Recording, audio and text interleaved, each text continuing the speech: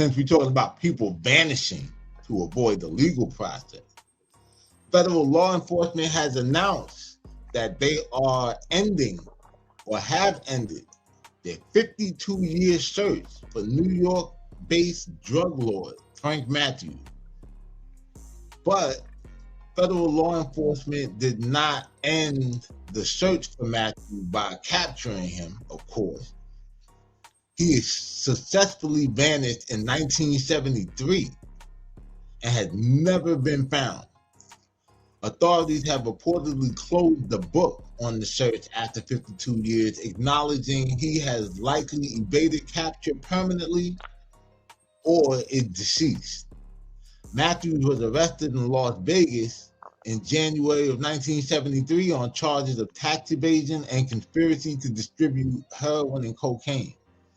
And he was originally, his bail was initially set at $5 million, but was later reduced to $325,000. Now, hold on a second before we go on. What was the value of $325,000 in 1973?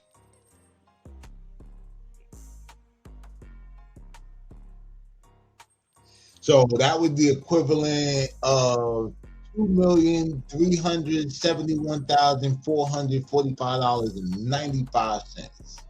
That's what it would be worth today if a nigga like had posted that up. So that was big shit. Shout out to Mark IV Frank. Y'all can see that's the Mark IV, whatever and shit that he was known to drive, the Lincoln Mark IV Continental. Yeah, I'll be doing my homework. Y'all know what the fuck going on with Black Caesar. Black Caesar, nigga. Ain't nobody doing like Frank, man. Yeah. On June 26, 1973, the day he was scheduled to appear in the Brooklyn courthouse. Brooklyn, what up? Matthews disappeared without a trace.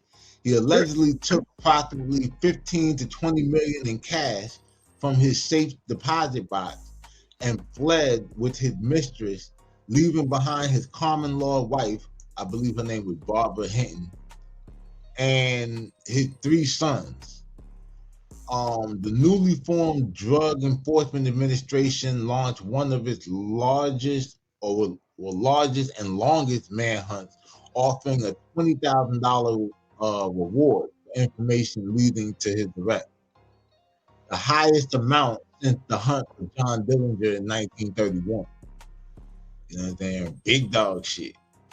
Despite decades of searching and various theories about his fate, including moving to another country and changing his appearance or being murdered by the mafia, no verified sightings or said clues emerged. The disappearance remains one of America's greatest unsolved mysteries. Frank has remained a fugitive, like I said, for the last 52 years, and law enforcement basically had no more active whereabouts. I remember one time they said that they seen him in Africa. Now, while they closed the books, they said technically the case remains open, meaning that if they catch the nigga, somewhere, they will try to book his ass. But the question is, and then what? Like, you really gonna take this thing out like 70, 80? Gotta be in his 70s now, because I think he was in his 30s when he Hell yeah, finally they did. gonna take that nigga. But here's the whole shit. The witnesses, bro, the evidence, like, where you gonna get all of this shit? Like, you gonna use documentaries as evidence? Nigga, they did it to R. Kelly. Huh? They did it to R. Kelly. Yeah, but just think about it like this. Shit with R. Kelly, they still had all the witnesses were still alive. You get what I'm saying? There was a lot of shit that they still were able to produce to build a case and prove that shit happened. With They Frank, gonna lock. They gonna lock him up just to say they did it. yeah, what I'm saying is, bro, they could lock him up. This is the whole thing about it. He was indicted, right? The only thing that you could actually, and I mean, he still will have to have his day in court for that. You know what I mean? Depending on, how that shit works. But like, you could charge him with fleeing, with being a fugitive. About to say one thing we do know, they catch his ass. He definitely not getting no bail. Uh, You can forget that, Jack. hell to the dog. Hell to the dog. That nigga go get a bathroom break. But yeah, man, Frank really did it, man. The richest in the Frank dope game. really did to shit like that, man. He was the richest in the This dope game, is man. actually a picture of Frank's house in Tote Hill, Staten Island. If you from Staten Island, you know about Tote Hill, and they got some projects out there. Ironically, remember how I told you Staten Island weird like that though, because you'll be somewhere like it'll be $1 million neighborhood or $1 million house, like around the corner is some projects and shit. But that's the front. Doesn't look like much or whatever and shit. You know how these New York shit is. But that's an aerial view of the shit. So like that's the house right there, and that's the pool, like kind of stretched back and shit. For those of y'all outside of New York, that's considered a lot of land Word. in the crib. Nigga, just for you having a in-ground pool in the backyard of New York. Yeah, Is it's just, like nigga, you next level. Nigga, just for you even having a pool. Fuck the fact that you got one that's in the damn ground. and that's the front. You can kind of see the stretch of it from front to back. It would damn near take up 2 blocks if you really think about it. Like in a regular neighborhood, a sidewalk would have ran through like where the house stopped. It'd be like a little street and shit, and then that would be a whole nother piece of like property or some shit. Cause the pool look like it's the side, like the ground where the pool is, that look like it's the side of the fucking house. A whole nother joint right there. Now his house was next door to this guy, Paul Castellano. Yeah, Paul ain't He like took that nigga. Frank was getting too much money. now He ain't Big even want Paul. Frank. He ain't even want Frank living next to him. He tried to send some niggas to go try to scare Frank. Frank sent some niggas back. Yeah. We all know Paul, whatever and shit. He took over the Gambinos after his brother-in-law, Carlo Gambino, died. You know what I'm saying? And then, Paul, and which is crazy because he Paul, the real big pussy. hot. Yeah, well, he didn't tell. He just got murked. Pussy told. Rat bastard. But yeah, nah, Paul was he just wasn't for the streets and shit, man. Like, you know what I'm saying? That nigga wanted to be a butter ass businessman, as Gotti put it. And he got picked off by Gotti because ironically, since we talking about Frank and heroin, Angelo Ruggiero, I didn't even put his name up there and everything like that, but Fat Angie. Now Angie didn't tell either. But when you look at like Pussy from The Sopranos and you look at a picture of Angelo Ruggiero, it's like Pussy should have played he should have played Paulie in one of them joints. Well, actually, no. Oh wait, he did. He played Fat Angie in the original Gotti shit. Yeah, the original Gotti. Yeah, think about the John Travolta shit. Yeah, I'm tripping.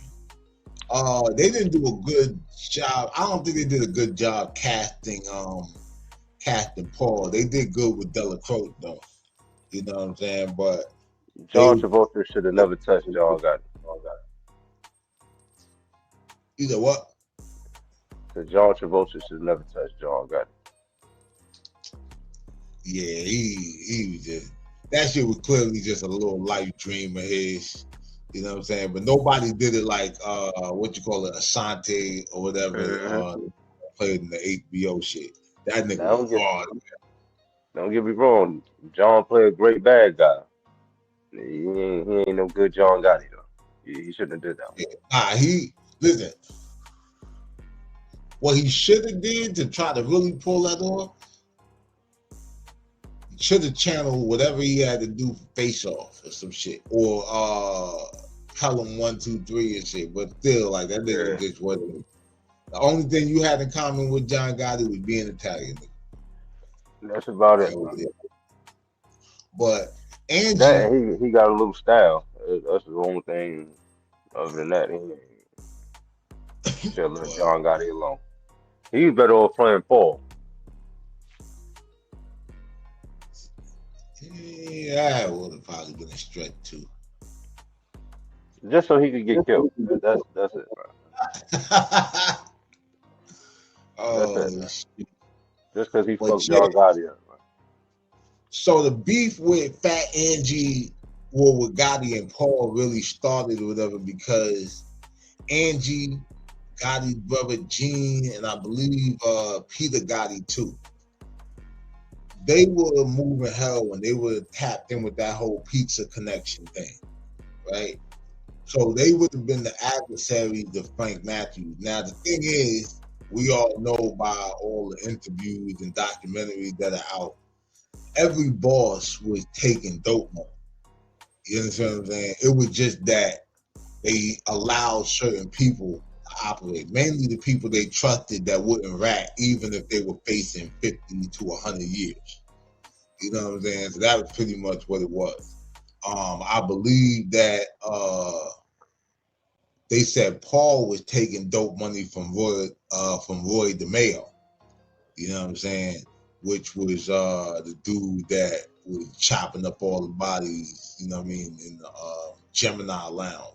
The Gemini Lounge is actually a church now.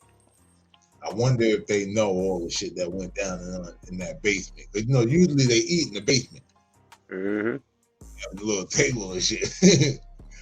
But, yeah, that's who Frank Neighbor was, right? Now, Frank had a crib. It wasn't like Paul's. Paul had that shit.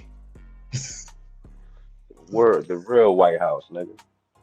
The White House, that's what they called that shit too, nigga. Mm-hmm. Yeah, the White House, boy. Oh, yeah, And I know about that mall shit, nigga. That shit is still in Staten Island. They won like 18 million, I think, for that shit. Yeah, they just put it up for sale like last month or some shit. I ain't gonna lie, if I had it, nigga, that's what we be doing the Mafia Material Mobcast, nigga. Nigga, if I, nigga, nigga, Every episode, we're gonna do a different room. Yeah.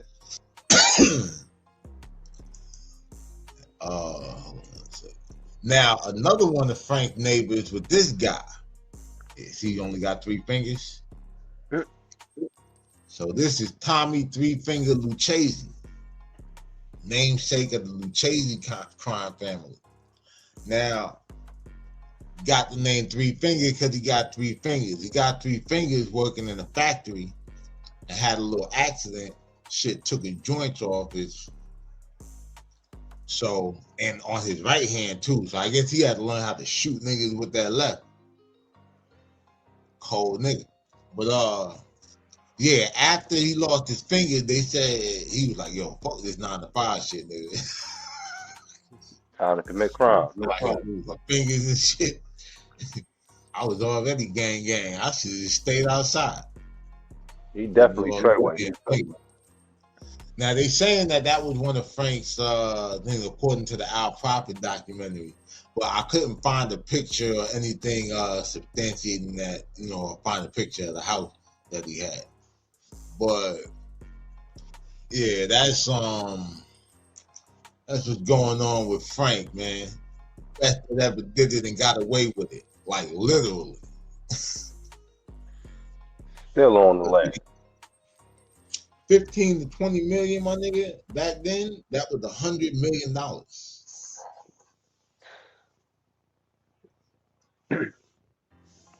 So this nigga could have went anywhere and did anything, nigga. At any time. For real. He had that shit all cash. But